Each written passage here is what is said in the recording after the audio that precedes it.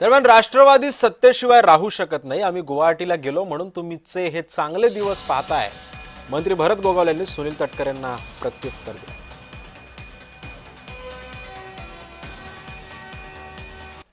ते राहतील नाही राहतील जातील आम्हाला काय माहिती नाही, परंतु आमची जी काय युती गेल्या 25-30 वर्षापासूनची जे काय एकनाथ शिंदे साहेबांनी टिकून ठेवलेली आहे ती पुढेही तशीच टिकून ठेवतील अशी आम्हाला खात्री आहे। आम्ही गुवाहाटीला गेलो म्हणून तुम्ही हे चांगले दिवस बघताय, लक्षात ठेवा।